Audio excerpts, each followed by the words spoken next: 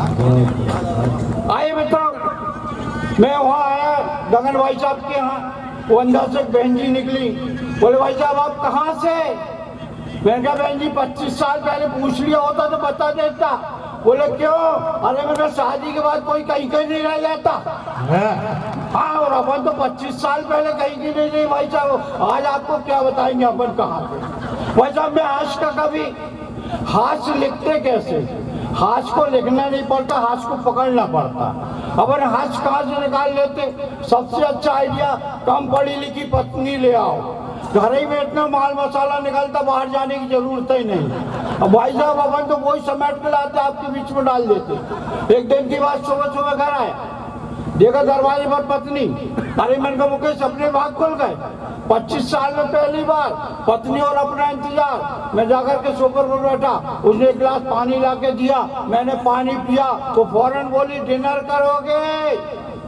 अरे मैंने कहा भगवान अंग्रेजी नहीं आती तो मत बोला कर। सुबह के खाने को लंच बोलते, रात के खाने को डिनर। बोले खाना तो रात का है।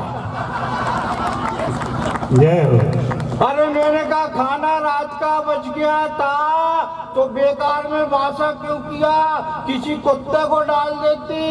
बोले बाहर खड़े होकर कुत्ते ही का तो इंतजार कर रही थी।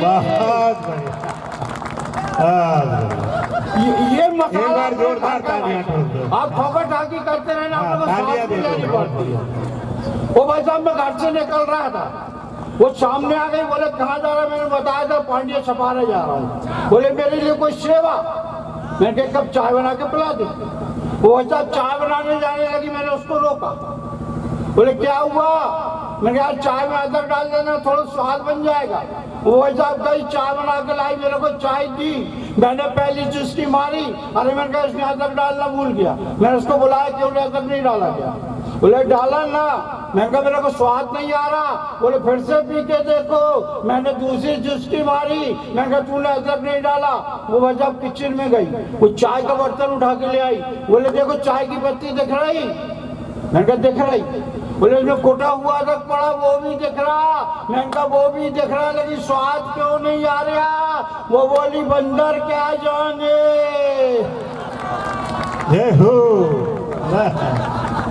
अदरक का स्वाद। भैया ये सांड वाले को नमन करना भूल गई, ये हमारा कुल देवता। हाँ भाई साहब, ये चाय तो हमारी बना दो और ये चाय बिगाड़ दो। थोड़ी आवाज खींच रहा है, इसका कोई हल हो तो पकाड़ो। मागी बहुत सांड बहुत अच्छा आनंद ले रहा है। एक नंबर जी, ठीक है ना? हाँ, थोड़ा सा काम भर कुछ भी करते उसको, कुछ तो कर दे ऐसे। हाँ, कुछ तो कर दे।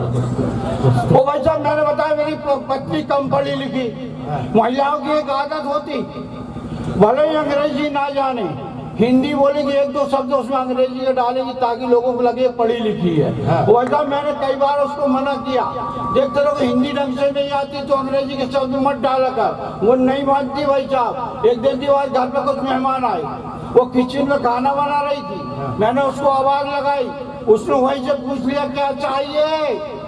मैंने कहा चाय बनाना। भाई साहब थोड़ी देर बाद एक ट्रे में 2 चाय और 2 केले लेके आ गई। मैंने दिमाग पेट लिया। अरे मैं कहा चाय के साथ पकौड़ा लाती, नमकीन लाती, बिस्किट लाती, तो केले लेके क्यों आ गई?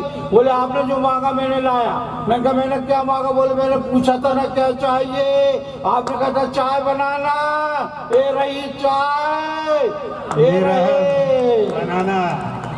हाँ भाई साहब, वो नहीं मस्ती का आदमी भाई साहब। वो तो किसी ने कहा जो हंसे उनके घर बसे, जो हंसे उनके घर बसे। फिर जाके पूछो उनसे बेटा तुम कब हंसे। ये बड़ी विडम्बना है भाई साहब, है कि नहीं? आइए बच्चों, बढ़िया पी लो दादा, पी। वो क्या है, गला बहुत खींच रहा है ना, गला खींच। वो भाई साहब पुलिस की उपस्थिति को प्रणाम करता। पुलिस वाले भाई साहब, आपकी सेवाएं जो कोरोना में मिली आज तक याद है। जय हो।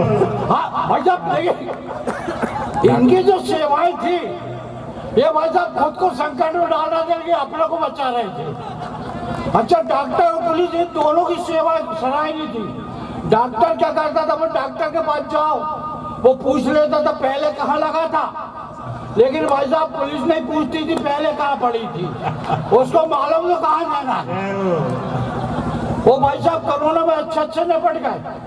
आपको और हमारा भाग जो कठिन संकट में भी आज हम यहाँ बैठ कर के आनंद ले रहे हैं। ये भाई साहब हमारी कुंडली में लिखा था कि हमको कब कहाँ क्या करना है।